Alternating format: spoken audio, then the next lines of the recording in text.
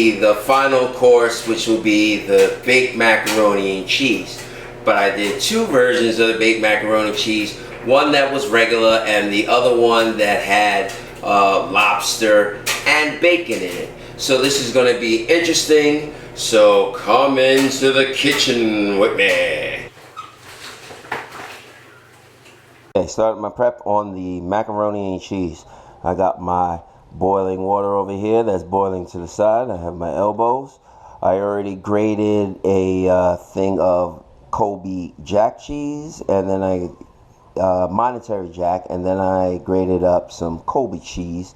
That's what's this in this bowl right here. Right now I'm working with the mild cheddar for the topping.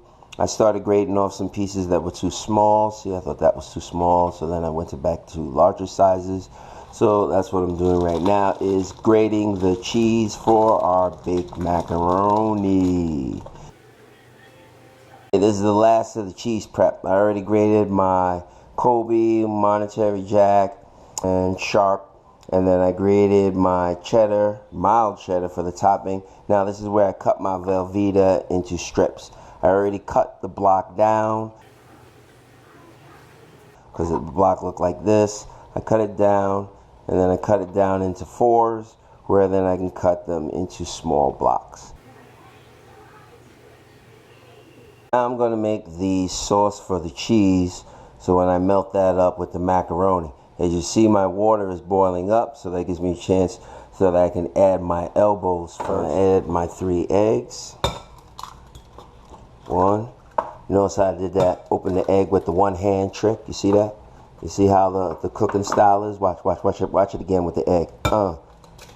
Spread it apart with your fingers. See? I got recipe. But then sometimes I go from the hip and add a little ingredient or a little. Add my 2 cans of evaporated milk. Okay. So I had to move to a bigger bowl because I forgot how much macaroni and cheese I'm dealing with. So, but let me finish. This is half a cup of sour cream.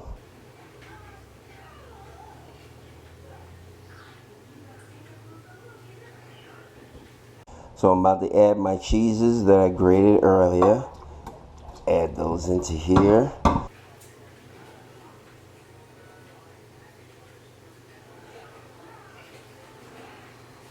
Gotta use a tablespoonful of sugar.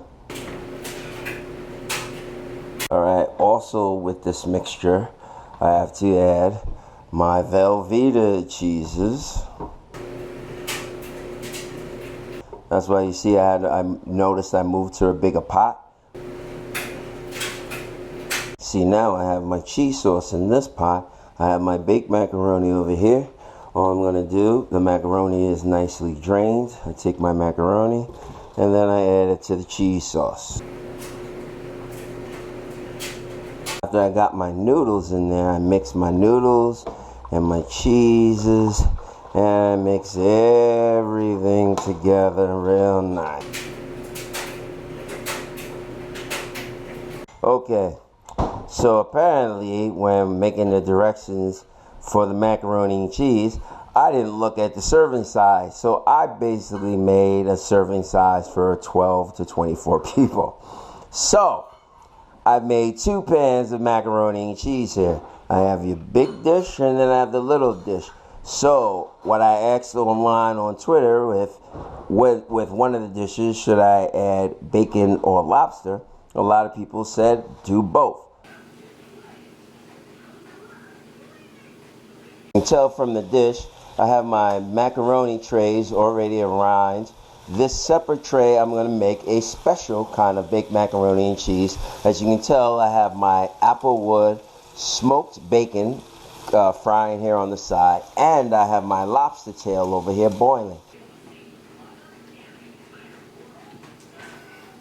Okay, so now I have my 2 mixes. Now I'm going to take this mix, and this is my lobster, and I mixed in a little bit of crab. I'm going to add that to this dish right here.